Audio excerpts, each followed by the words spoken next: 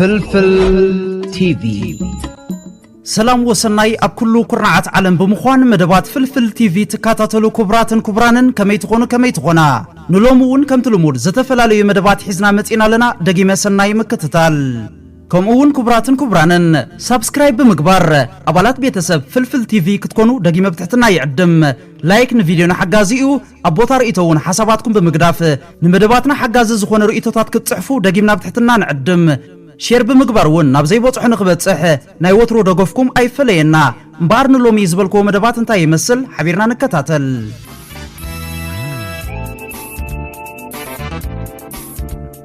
بروفيشنال تقررماي كازاكستاناوي كلب استانا هينوك ملو برهان قداماي درجه حيزو وددرو بسلام زازيمو اب چاينا تورو ماغنيفيستن كون هايكل تشحن 25 عوت بچاماليا بمخوان قدمي قرب اوارح دميقو زنبره هينوك ملو برهان بتماساسلون اب تشحن 23 بچاماليا كينغ هاي زتعوته اب اسي اب زكايد وددرات صبق سم زترفت قدرمايو بروفيشنال تقررما هينوك ملو برهان نابتي قديمه زغلصكو حبريتا مسن ملس هينوك ملو برهان سالساي مدرخ بمعوات نماليا فولتا ونين يوديو إرتراو تقررماي كلب أستانا هينوك ملو برهان أب جابان سلسة مدرخات كسلاسل أبزق النيو ددر عود سالساي مدرخ بمغان نماليا فولاتا كابيل جماوي تقررماي كلب انترماتش درس دي بوتر منت إلوا ونينوان وديون يوكريناوي تقررماي كيرويلو عود بيج أماليا خوينو وديو هينوك أب بيج أماليا حمشاي ترتا بمحاس مزرع الوت حموشتا زازيمو كمتي لعليلنا خنقلص أوزز أنحنا أود درات إيسيا بلوت سمزلو إرتراوي تقررماي بروفيشنال كازاكستاناوي كلب أستانا زخونه هينوك ملو برهان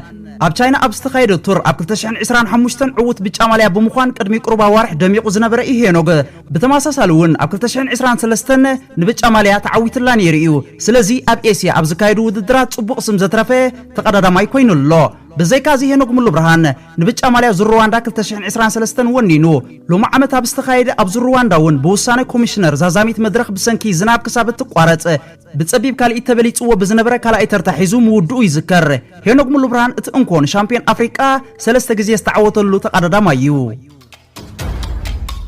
كابزي قتيلون كبرانن بولند اولمبيكاوي نغوس املوسوم ناب عوت تمليسو اولمبيكاوي اتليت نغوس املوسوم ود حكيم ب12 تقمتي ابولند ابستخايده بوزنان ماراثون سالساي ترتا بمئتاو ام مدرخات شلمات ديبو ني ارترا وكيلون لعلي 15 عامات زغويه نغوسه حيالو شلماتات بموساد زفلط كوين بفلاي اب 2014 اماراكاش موروكو ابستخايده شامبيون افريقيا اب 10,000 متر وددرات تراك قداماي كوين بمعوات نعوني ارتران تاريخ كم سرحي فلت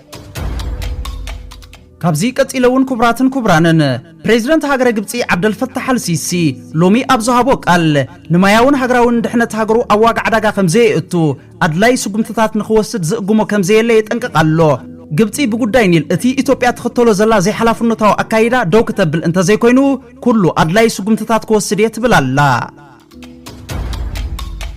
تاريخ بحر نغاش بوصاتنياتات كنغرن كلو علم إرترا تطفئ مسيلو وانيرو بنصارو جن حيلا وصيا إرترا بعل نوح تاريخن بقليلو كتطفئ خمزي تخيلن علم أمسكيرا ترخا بو أوليفر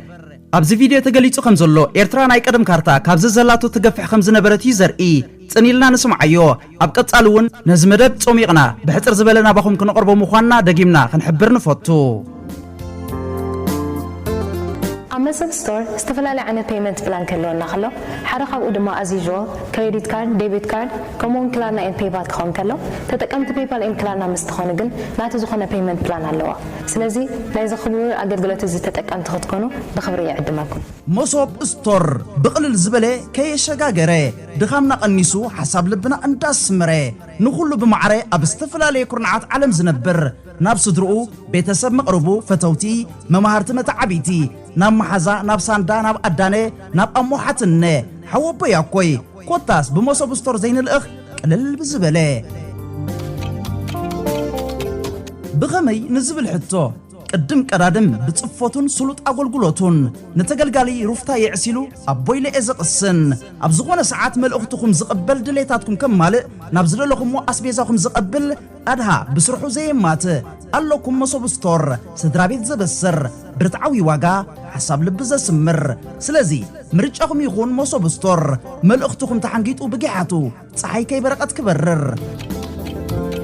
ስለዚ ተጠቀምቲ ናይ ኦንላይን ዕዳጋ ብምዃን ከይደኹምኩም ከይረሃጽኩም ካብቲ ናብቲ ከይተሸጋገርኩም መሶብ ስቶር ንዝደለኹሞ ኣብ ዝደለኹሞ ዝኣዘዝኩሞ ኣስቤዛ ሒዙ ንተገልገልቲ ሩፍታ ፈጢሩ ዝኣዘዝኩሞ የከፋፍል ምርጫኹም ይኹን መሶብ ስቶር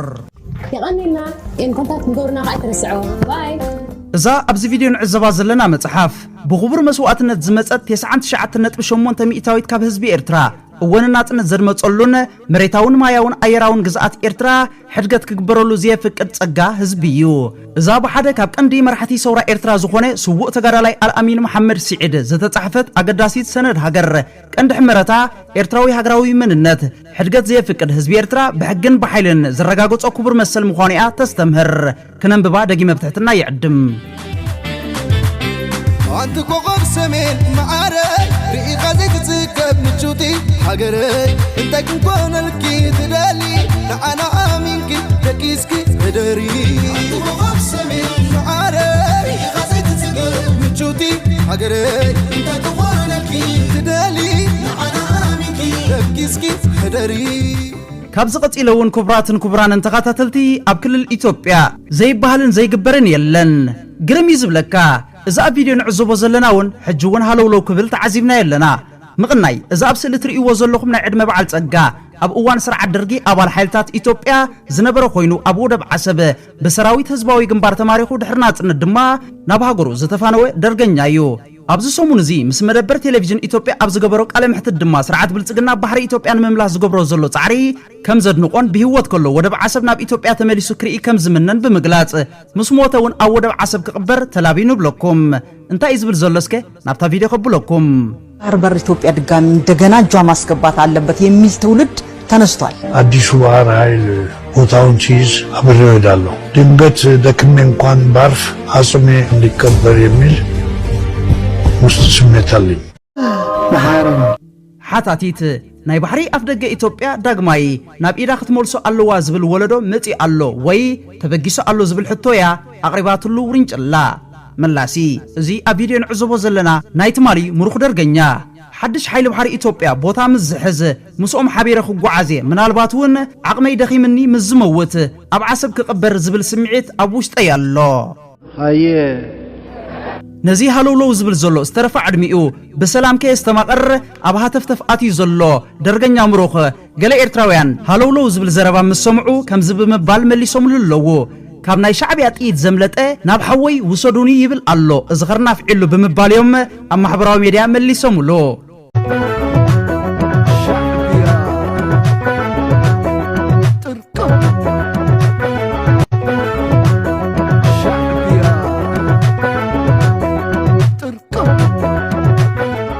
ካብዚ ቀፂለውን ክቡራትን ክቡራንን ተኸታተልቲ ፍልፍል ቲቪ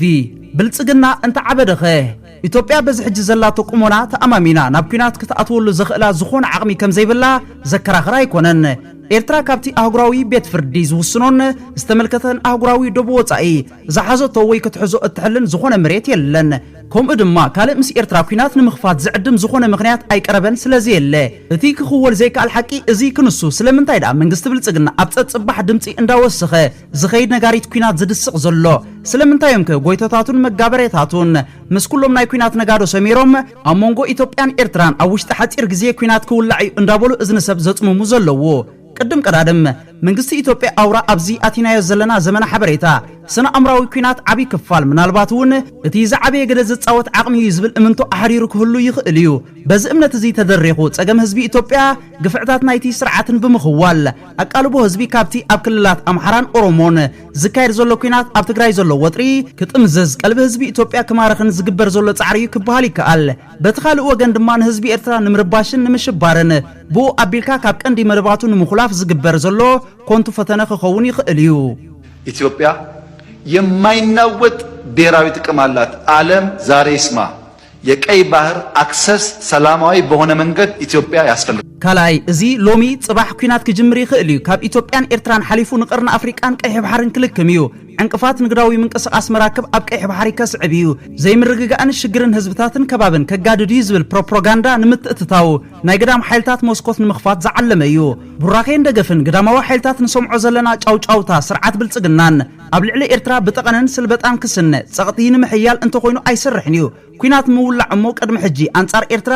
ዘበጎስዎን ዝሓፈስዎን ውጽኢት ርኢናዮ ኢና ነፍሰ ቅትለታዊ እዩ ነይሩ ስለዚ እዝንን ዘለዎ ኩሎም ደጋጊምና ከይተሓለልና ካብ ዝሓለፈ ተመክሮ ኢትዮጵያ ካብ ብዙሓት ከምኦም ዝኣመሰሉ ካልኦት ተመክሮታትን ተማሂርኩም ዓዲ ዋዕሉ ክንብል ጸኒሕና ኢና ሕጂ እውን ንብል ኣለና ጭንቁን ህሩፉን ኣእምሮ ጨሪሹ ኣይጋገን ኢልካ ምሕሳብ ግን ይከኣል ዶ እንተዓበደኸ ደረጃ ዕብዳኑ ነቶም ዘዕተቕዎ ነቶም ዝኸደኑ ወሰኦም ረሲዕዎ ምስጋኔን ወጊኑ ቱታምበር ጀሚሩ ንሰይጣን ኣሚኑ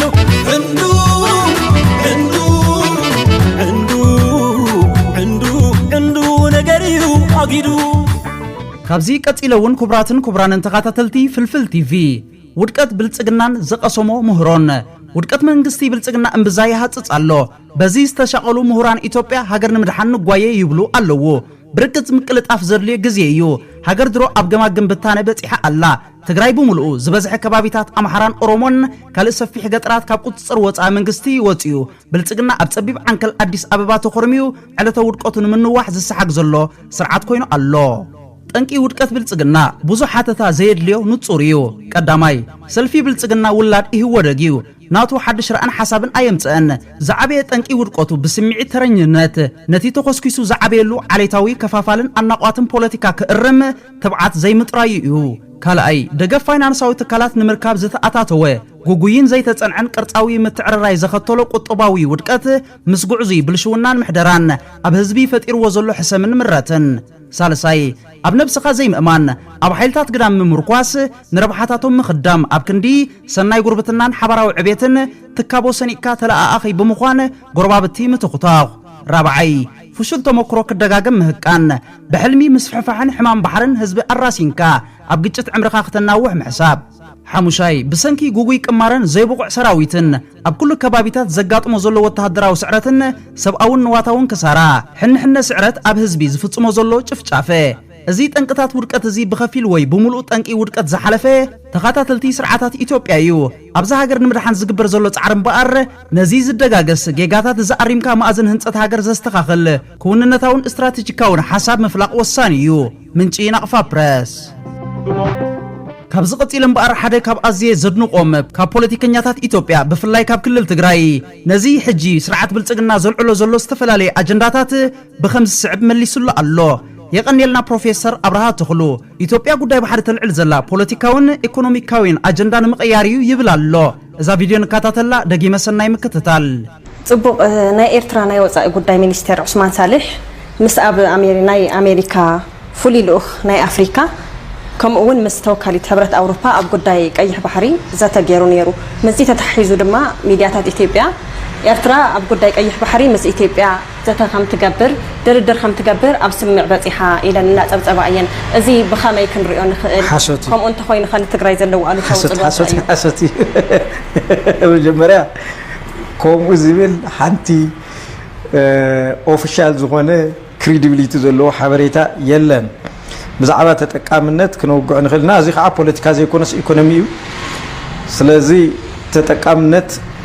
ወደብ ዘብለን ዓድታት ናይ ወደብ ናይ ምጥቃም ዕድል ኣለዎን ተጠቃምነት እዩ ኢኮኖሚክ ትራንዛክሽን እዚኦም ዝበሉ ካብ ወፃኢ ዝበሃል ዘሎ ነቲ ብልጽግና ኦሮሞ ዝፈጠሮ ኣጀንዳ ሌጂቲማይዝድ ንምግባር ዝግበር እዩ ንኡ ትክክል ምዃኑ ዘመላኽት ይኸው እዚ ረኺብና ኣለና ማለት ተዘኪሩ ሓደ ሓሰት እዩ ካልኣይ ኦፊሻሊ ናይ ኤርትራ ኤምባሲ ኣብ ኢትዮጵያ ዕላዊ መግለጺ ይብሉ ከምኡ ዓይነት ወረ የለን ኣይተዘተኑን የለን ካብ ብተኣማናይ ዝኾነ ናይ ሓበሬታ ምንጪ ኣብ ቀይሕ ባሕሪ ድርድር ክገብር እየ ዝብል ስቴትመንት የለን ናይ ምጥቃም መሰል ከም ዘሎ እዚ ፖለቲካ ኣይኮነን ናይ ኢኮኖሚ ጉዳይ እዩ ምስ ኩለን ዓድታት ከም ዝግበር ክንዘራረብ ኢና እዩ ዝበለ እምበር ከምኡ ዝብል የለን ተልዩ ምናልባት ክተምፅዎ ትኽእል እዮም ብመሰረቱ ግን ድሕሪ ዝዋዕዋዕ እዚ ናይ ኤርትራ አምባሳደር ኣብ ኢትዮጵያ መግለጽ ህውዚ ሓሶት ከም ዝኾነ ሓቂ ከም ዘይኮነ ኣብርሂ መንግስቲ ኢትዮጵያ እቲ ሕዚ ኣብ ኢትዮጵያ ኣጋጢሙ ዘሎ ኢኮኖሚያውን ፖለቲካውን ቅልውላው እቲ ጉዳይ ቀይሕ ባሕሪ ንብሔራዊ ጥቕሚ ዘይኮነስ ኣጀንዳ ንምቕያር ድዩ ዝጥቀመሉ ዘሎ ማለት ድዩ ከመይ እዩ ምክንያቱ ንምንታይ ይኹም ዝለኣነ እዚ ህዚ ዘኒአ 4 ኪሎ ዘሎ ስርዓት ብሔራዊ ኣጀንዳ የብሉን እዩ ናተይ መከራኸሪ ኢትዮጵያውነት ኣጀንዳ የብሉን እዩ ናተይ መከራኸሪ ኣብ ስርዓት ጥራሕ ኣብ ስልጣን ጥራሕ ንኽነብር ድሕ ዝብል ስርዓት እዩ እየ ዝብል እዚ ተዝኸውን ነይሩ ናይ ኢትዮጵያ ሉዓላውነት ንሓንሳብን ሓዋርን ብዘድፍርን ብዘፍርስን ኣገባብ ናይ ደገ ሓይልታት ፀዊዑ ኣብ ልዕሊ ኢትዮጵያውያን ዝኾኑ ሓይልታት ስጉምቲ ኣይመወሰደን ሃገራዊ ኣጀንዳ የብሉን ከምኡ ተዝኸውን ነይሩ ህዝቢ ኢትዮጵያ ብጥምየት እናረገፈ ካብ ሽንቲ ቤት ተይተረፈ ቫት ዝእክብ ስርዓት ንሱ ኣኪቡ ሞስኖ ይኮነን ዝሰርሑ ዘሎ ግድቦ ይኮነን ዝሰርሑ ዘሎ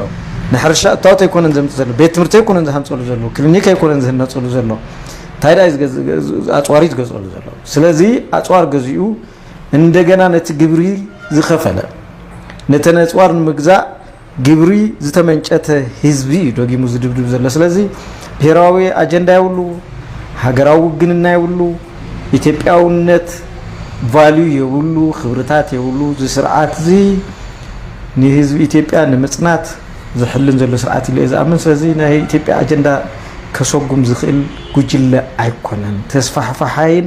ፀረ ህዝብን ዓይን ብጮው ዝሓፀበ ሓደገኛ ስርዓት እዩ ኢለ እያ ንዝኣምን ሞተን ናይ ደገ ሓይልታት ቶም ምዕራባውያን ሃገር ኢትዮጵያ ወደብ ናይ ምጥቃም መሰል ኣለዋ እንተዳ ኢሎም እዚ ብናብ ድርድር ክመፀ ይኽእል እንድዩ ናይ ምጥቃም መሰል ኣለዋ ማለት ዋንነት ትረክብያ ማለት ኣይኮነን ናይ ምጥቃም መሰል ኮ ኢትዮጵያ ይትኸልከለትን ትኽእል ኮ ማለት ናይ ምጥቃም መሰል ማለት ሲ ክራይ ከፊላ ማለት እዩ ወይ ከዓ ኩለን ዓድታት ዝገብሮ ናይ ወደብ ኣጠቃቅማ ኮ ዝኸልከላ የለን ኢትዮጵያ ትብል ዘላ ካብ ኢኮኖሚያዊ ፋይዳ ሓሊፉ ናይ ጂኦፖለቲካል ኢንተረስት ስለ ዘለኒ ናይ ህልውና ጉዳይ ስለ ዝኾነ ጂኦፖለቲካል ረብሓይ ኣውዚ ተጋሩ ኣስኢኖም እዮም ሕወሓት ዝበሃል ስርዓት ኣስኢኖም እዩ ስለዚ እዚ ክንምልሶ ኢና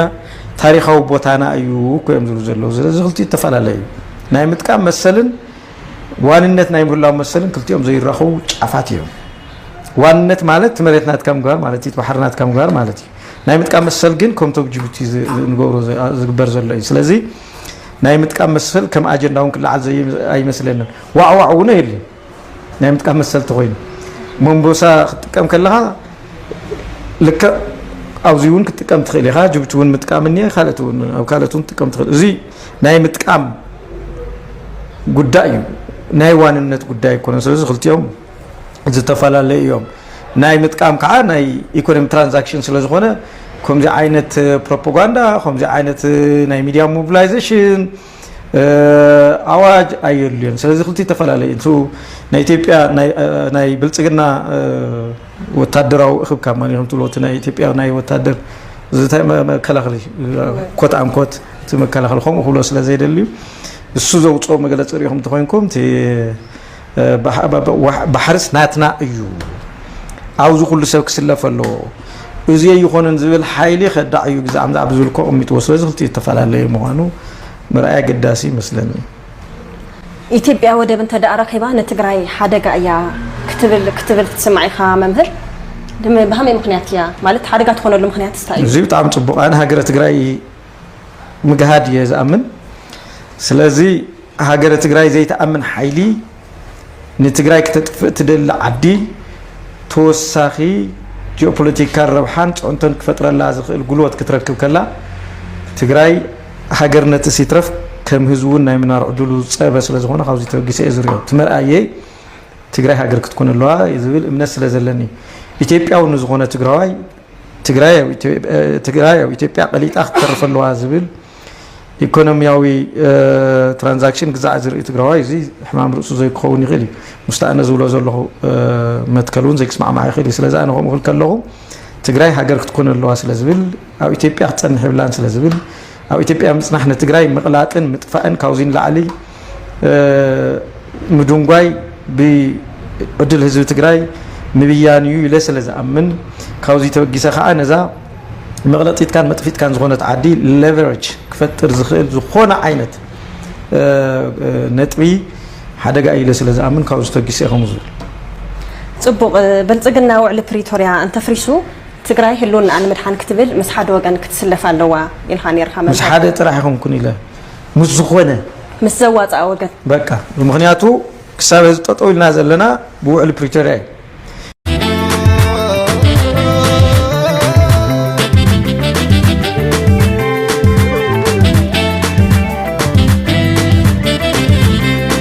تبتاتينو مرتكي خيكرم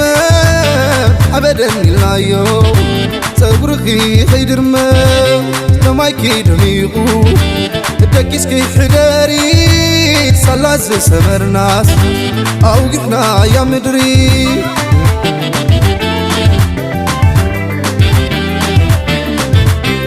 انت كوكب سمين معاري رئي غازك تسكب نشوتي حقري انت كنكون الكي تدالي انا امينكي تكيسكي هدري انت كوكب سمين معاري رئي غازك تسكب نشوتي حقري انت كنكون الكي تدالي انا امينكي تكيسكي هدري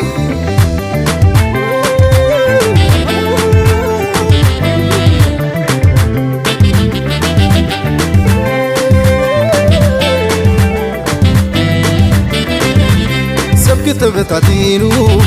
مرتكي خيكرم ابدا اللايو صبرخي خيدرم تمايكي دميقو تكيسكي حداري سلاز سمرناس اوقفنا يا مدري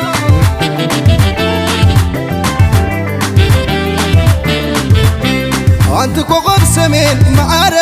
رئي غازك تسكب نشوتي حقري انت كنكون الكي تدالي انا امينكي تكيسكي هدري انت كوكب سمين معاري رئي غازك تسكب نشوتي حقري انت كنكون الكي تدالي انا امينكي تكيسكي هدري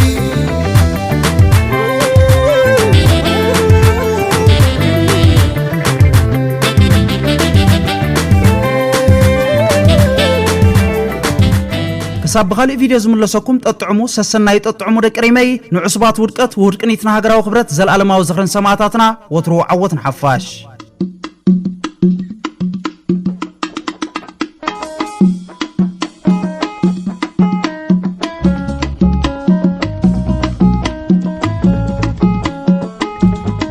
فلفل تي في